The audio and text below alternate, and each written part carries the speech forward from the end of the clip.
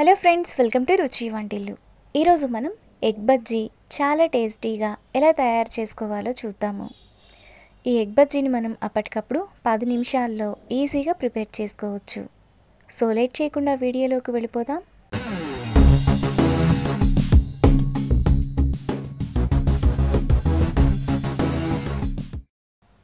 Egg bajji చేయడానికి ముందుగా 6 గుడ్లు ఉడికించి పైన పెంకును తీసేసి పక్కన పెట్టుకోవాలి. తరువాత ఎగ్స్ను 2 పార్ట్స్గా కట్ చేసుకోవాలి. మీరు 4 ముక్కలుగా కూడా కట్ చేసుకోవచ్చు. అన్ని ఎగ్స్ను ఇలా కట్ చేసుకున్నాక పక్కన పెట్టుకోవాలి. ఇప్పుడు బౌల్లో అరకప్పు శనగపిండిని వేసుకోవాలి. ఈ పిండి మనకు 100 గ్రాముల వరకు ఉంటుంది. తరువాత టేస్ట్కి తగినంత ఉప్పు, 1/2 టీ స్పూన్ పసుపు, 1/2 టీ స్పూన్ కారం, 1/2 టీ స్పూన్ కంటే తక్కువ వంట సోడా వేసుకొని కలుపుకోవాలి. మనం తీసుకున్న 6 ఎగ్స్కి ఈ పిండి కరెక్ట్గా సరిపోతుంది. ఇలా కలుపుకున్నాక కొద్దిగా వాటర్ పోసి పిండిని కలుపుకోవాలి. నీళ్లను ఒకేసారి పోయకుండా కొద్ది కొద్దిగా పోస్తూ పిండిని సాఫ్ట్గా కలుపుకోవాలి.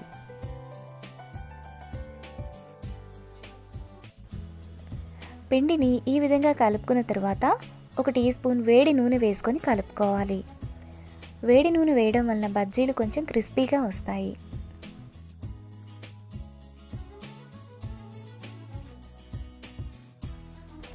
ఇలా కలుపుకున్నాక ఎగ్ను పిండిలో డిప్ చేసి ఆయిల్లో ఒక్కొక్కటిగా వేసుకోవాలి.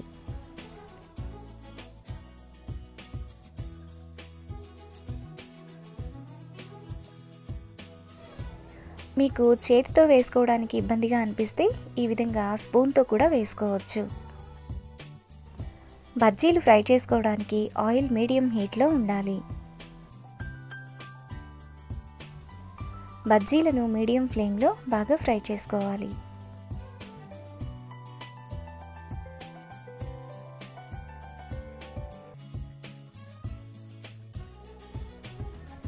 బజ్జీలు ఇలా వేగిన తర్వాత వాటిని ప్లేట్లోకి తీసుకోవాలి.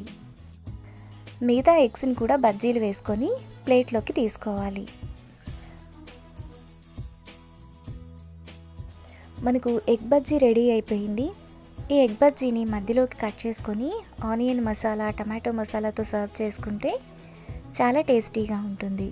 ఈ వీడియో మీకు నచ్చినట్లయితే లైక్ చేసి, షేర్ చేసి, సబ్స్క్రైబ్ చేయండి.